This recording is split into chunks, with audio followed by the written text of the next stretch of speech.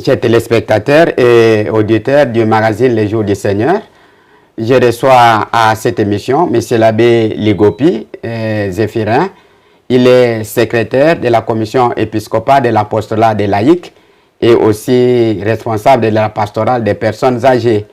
Comme vous le savez, ce dimanche 27 juillet, l'Église va célébrer la 5e journée mondiale des grands-parents et des personnes âgées. Et avec M. l'abbé Zéphirin, nous allons essayer de comprendre de quoi il s'agit. M. l'abbé Zéphirin Ligopi, bonjour. Bonjour, bonjour, M. l'abbé. Ce dimanche, l'Église célèbre la 5e journée mondiale des grands-parents et des personnes âgées. Alors, est-ce que nous pouvons savoir d'abord le pourquoi de cette journée? Merci beaucoup, cher confrère Abbé Guy. Nous disons bien c'est la 5e journée que nous allons célébrer le 27 juillet 2025. C'est-à-dire qu'il y a eu des journées, d'autres journées qui ont précédé. Oui. En 2021, c'était la première journée qui avait pour thème « Je suis avec vous tous les jours ». En 2022, c'était la 2e journée mondiale des grands-parents et personnes âgées avec le thème « Ils porteront des fruits dans la vieillesse ». Autrement dit, vieillissant, ils fructifient encore.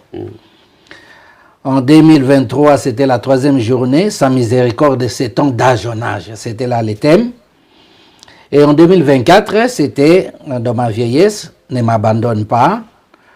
C'était la 4e journée. Et maintenant, cette année 2025, nous sommes à la 5e journée. Pourquoi l'Église insiste pour qu'on célèbre chaque année une journée pour les grands-parents et les personnes âgées?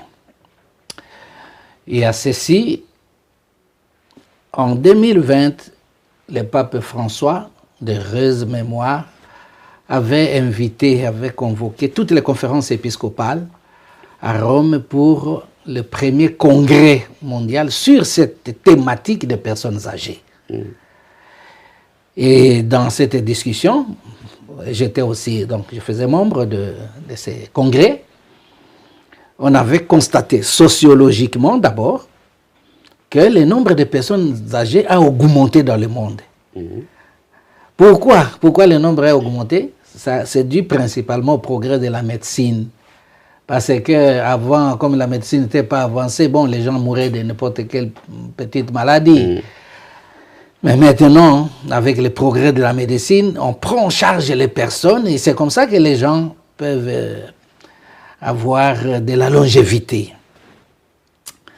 Alors, ça c'est un constat sociologique. Mais il y a aussi un constat du point de vue moral qui avait un peu dérangé.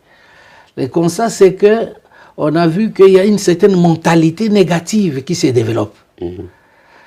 Une personne âgée, après avoir travaillé toute sa vie, prend la retraite, c'était le moment de jouir. Mais vous voyez des bousculades au niveau de la famille, on les met dans un homme de vieillard, c'est pas mal, il sera pris en charge là-bas. Et là, les gens n'allaient pas visiter, donc les parents, les enfants appellent une fois. Donc la personne se sent vraiment rejetée, abandonnée. C'est comme un véhicule qui est, bon, on a garé carrément, donc un véhicule qui a beaucoup roulé, alors, va te reposer au garage. Et ça, ce constat-là a été très fort. On a constaté ça dans les pays industrialisés. Chez nous aussi, chez nous, on a constaté la mentalité de marginalisation. Donc, personnes âgées, synonyme de sorcier, il dure beaucoup. Pourquoi les enfants meurent, mais lui, il ne meurt pas. Donc, dangereux des gens comme ça. On les a marginalisés. Donc, vous voyez un peu ces constats-là. Et c'est comme si cette personne âgée n'a pas de dignité. Du point de vue aussi du synode, parce qu'il y avait synode des jeunes, synode de la famille. On célèbre là surtout le mariage, la famille et le couple. Pas tellement de personnes âgées. C'est pourquoi le pape voyait qu'il y a quelque chose qui manque. Il y a le synode des jeunes, il y a la pastorale des jeunes, pastorale des couples, pastorale des familles.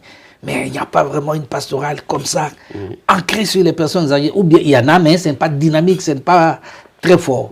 Donc il faut quand même donner tenue à cette pastorale-là pour qu'on prenne ainsi conscience que ce sont des personnes humaines, images de Dieu.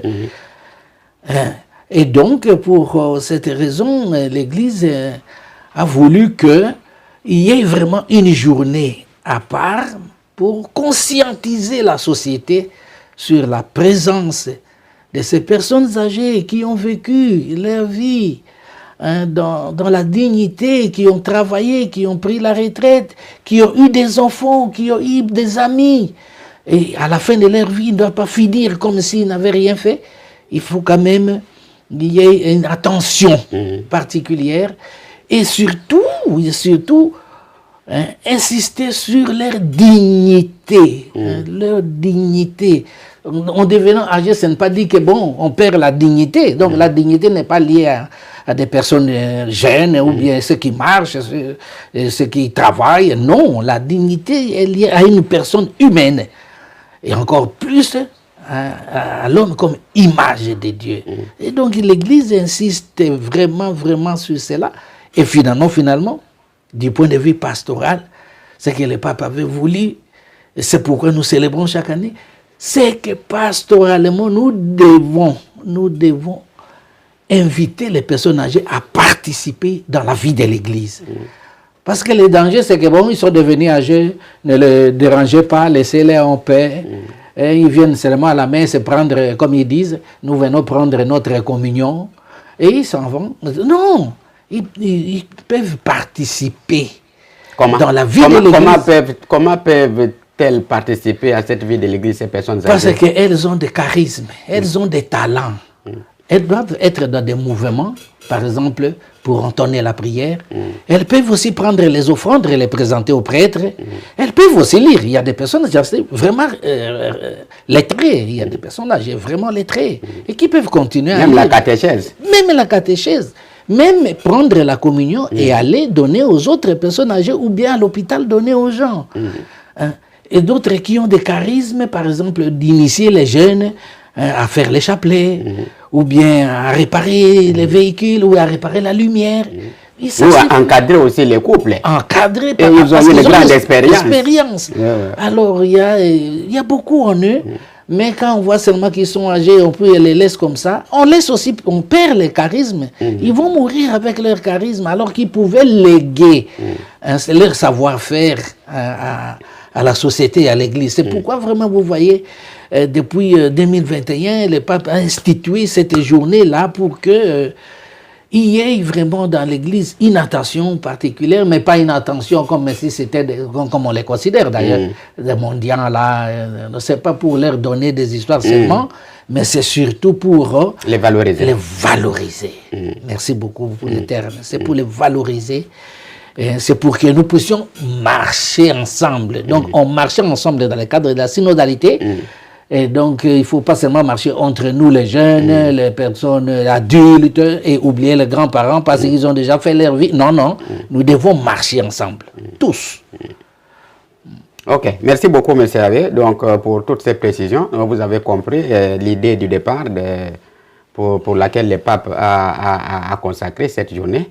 Alors, M. Abbé, ça fait 5 ans, donc c'est la 5e année déjà. Tout à fait. Alors, je ne sais pas, au niveau des diocèses et des paroisses, je ne sais pas si vous avez des échos. Comment ça se vit ces journées-ci? Ah, très bien. Pour les échos, cette fois, ce qu'on fait chaque année, nous avons fait comme on fait chaque année. Cette année, c'est que nous faisons, la Synco envoie une lettre à tous les évêques, à tous les diocèses, et nous répercutons. Et nous faisons en sorte que cette journée-là soit réellement célébrée. Et donc, nous essayons aussi de faire le suivi nous-mêmes au niveau de notre bureau. Je vais prendre les cas seulement pour l'année passée, la 4e journée. Après avoir envoyé des lettres, nous n'envoyons pas seulement des lettres, des recommandations nous donnons aussi pour bien célébrer. Et ces lettres viennent de Rome. Et chaque année, le pape donne une lettre pastorale sur la personne âgée, avec un thème, comme je viens de vous énumérer. C'est cette lettre-là que nous envoyons avec des recommandations pastorales qui viennent de Rome, mais aussi des recommandations pastorales de la Synco ici. Donc, nous envoyons, nous répercutons, nous sensibilisons, nous sommes en contact avec les responsables de la pastorale au niveau des diocèses. Et nous faisons un effort pour veiller à ce que ça se célèbre réellement et qu'il y ait aussi vraiment, pas seulement célébrer ces jours-là et oublier les personnes âgées, non. Que s'implante réellement dans des diocèses cette pastorale, qu'il y ait des mouvements qui s'occupent des personnes âgées. Mais dans certains diocèses, ça bouge vraiment. L'année passée, qu'est-ce que je fais? À la fin de la célébration, je fais un rapport rapide. J'ai envoyé à Rome les échos des diocèses. J'avais pris 8 ou 9 diocèses, entre autres Bukavu, Lubumbashi, et Mbandaka, Lisala. Donc j'ai pris comme ça. Et vous voyez vraiment des photos qui viennent, des rapports, des célébrations. Et ici, Kinshasa, le cardinal lui-même avait célébré ici avec les personnes âgées dans une des paroisses où il y a eu organisation des fêtes, les gens, les personnes âgées ont participé à l'église et d'ailleurs il y avait une fête, une réjouissance. Mais nous disons que ça ne doit pas se limiter à la réjouissance. Nous voulons que cette pastorale s'implante comme la pastorale des jeunes, non? Comme les jeunes. Organiser des activités durant l'année. Durant l'année. À Bukavu, ça prend déjà cette allure-là. Parce que le père, le confrère Abbé Jean-Claude a envoyé Tisa, il a envoyé vraiment un rapport qui s'étale. Vous voyez que c'est une pastorale qui fait déjà son chemin. Et nous encourageons les diocèses à aller vers ce sens-là. Et en réalité, il faut dire que cette fois-ci, comme la lettre est partie avec les messages du pape, je vais encore appeler au téléphone. N'oubliez pas à préparer un petit rapport. Donc c'est pour que effectivement cette pastorale puisse vraiment bouger et puisse donner beaucoup de fruits et de vitalité dans l'Église, quoi. Ouais. Mais est-ce que dans les lettres que vous envoyez dans les diocèses, vous leur demandez d'impliquer aussi les médias? Parce qu'on dirait qu'il y a parfois des choses qui se limitent seulement en interne. La grande population n'est même pas informée. Qu'ils impliquent les médias. Je pense comme la journée, c'est le 27. Donc, pendant la semaine ici, on peut faire des émissions pour faire comprendre cette pastorale. Je crois qu'en envoyant un message de la Synco dans un diocèse, les services de la communication peuvent se dire, mais c'est une aubaine pour moi. J'ai de la matière à transmettre à la population locale. Au niveau des paroisses, les curés s'en saisissent aussi pour enrichir les pastorales. Donc vraiment, c'est ce que vous dites est réellement vrai. C'est vrai qu'ils nous envoient des photos, c'est aussi la communication. C'est-à-dire qu'ils sont dedans. Il faut dire qu'il y a quelque chose qui se fait dans ce sens, mais il faudrait insister réellement, parce que partout il y a des radios. Il faudrait qu'on en parle pour que ça vibre dans la communauté chrétienne. Vous avez parlé de la lettre du pape pour la 5e journée mondiale. Elle est intitulée comment et qu'est-ce que le pape demande finalement dans cette lettre? Elle s'intitule « Heureux, celui qui n'a pas perdu l'espoir, l'espérance ». Comme vous voyez, la phrase nous donne l'idée claire. Cette année, nous célébrons les jubilés de l'espérance.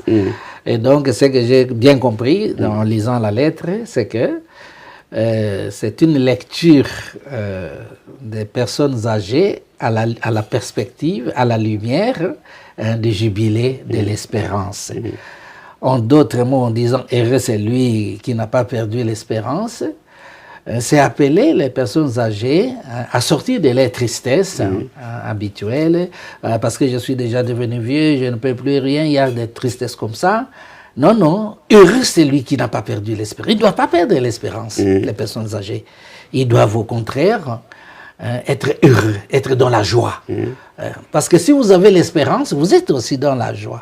Mais ce que j'ai vraiment bien retenu comme phrase clé, que le pape demande à la communauté chrétienne. Il cite bien les paroisses, les diocèses, les mouvements. Et moi, je peux ajouter chez nous, les CV, devenir ce qu'il appelle une révolution de la gratitude et de l'affection. Révolution, il faut faire une révolution. Il faut que nous devenions une révolution de la gratitude et de l'affection. C'est-à-dire quoi? C'est-à-dire qu'en face d'une personne âgée, face des personnes âgées qui fréquentent nos paroisses et qui fréquentent nos églises et que nous côtoyons dans les rues, dans nos lieux de travail, dans les hospices, dans les homes de vieillards, en face d'une personne âgée, l'Église et nous, les autres, les jeunes et les adultes, nous devrions nous émerveiller. Nous devrions dire merci à Dieu. Parce qu'on voit une personne qui a été un bébé et qui a grandi jusqu'à arriver à cet âge-là. Nous devrions avoir de la gratitude envers Dieu d'abord et envers cette personne. Parce que c'est sûr que durant ces longues années, il a fait beaucoup de bien à la société humaine et à l'Église. D'où il faut de notre part de la gratitude. Les papes demandent au mouvement, aux paroisses, aux diocèses, aux chrétiens, une révolution de la gratitude.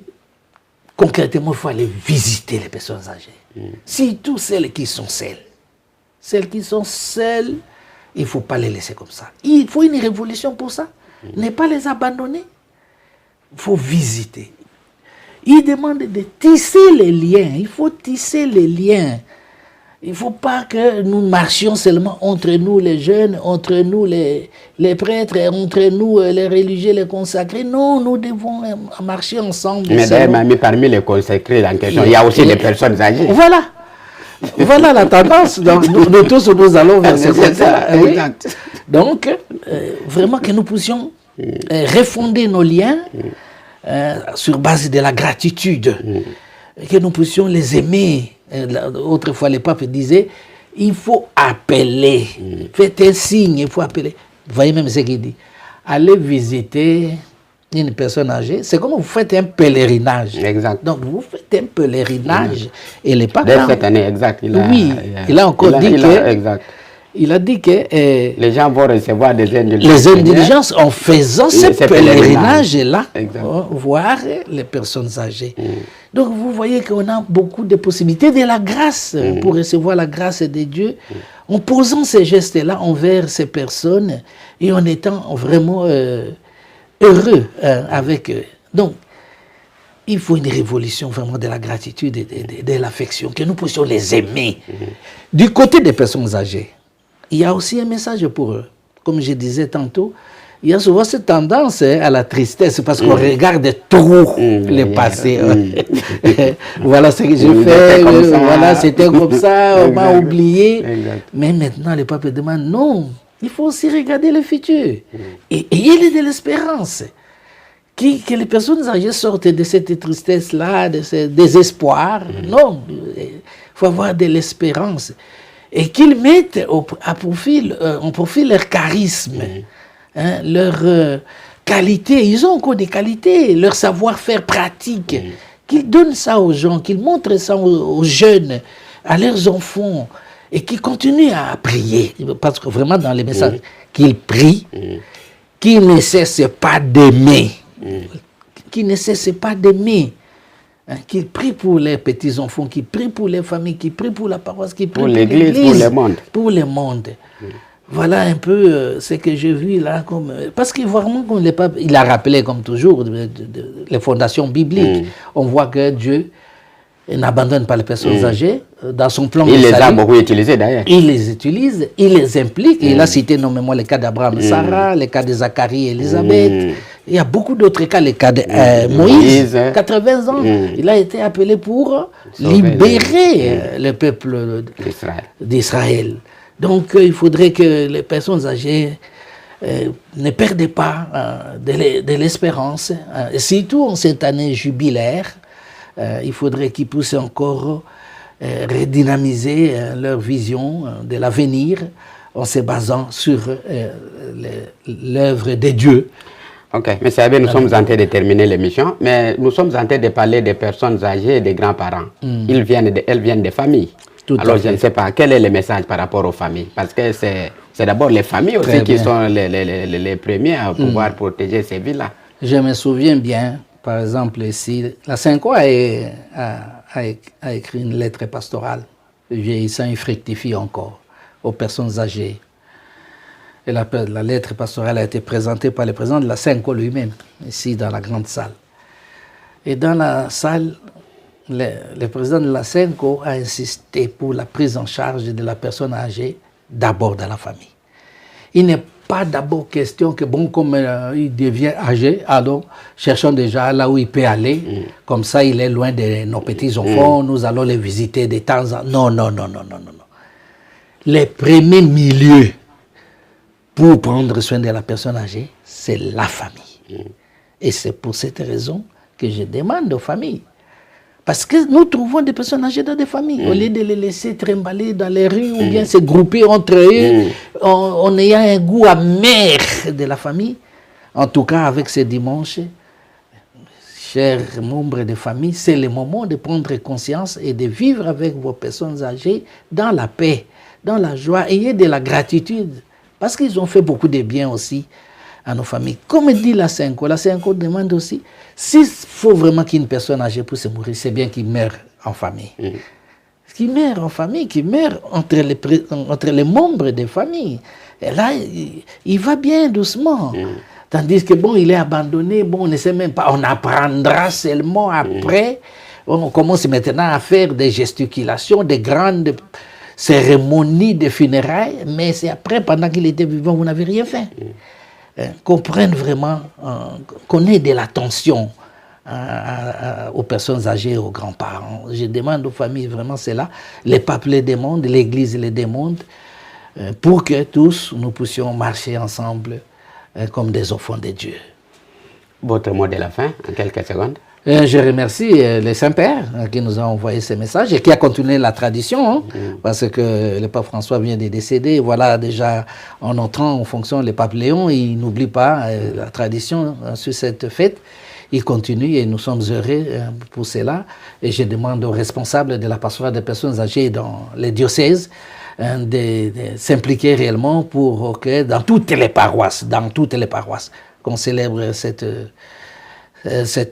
journée avec joie, en étant ensemble, et de penser déjà des petits projets au niveau de chaque diocèse, petits projets pour des personnes âgées, avec les offrandes, les quêtes, les collectes de ce dimanche, et ne pas oublier que ce dimanche soit une fête pour les personnes âgées. Merci. Voilà, merci beaucoup, chers téléspectateurs et auditeurs. Nous recevions M. l'abbé Zéphi Ligopi, je l'avais dit au début. Il est secrétaire de la commission épiscopale de l'apostolat des laïcs et puis chargé aussi de l'apostolat ou de la pastorale des personnes âgées. Le dimanche ici, 27 juillet, nous allons célébrer la 5e journée mondiale des grands-parents et des personnes âgées.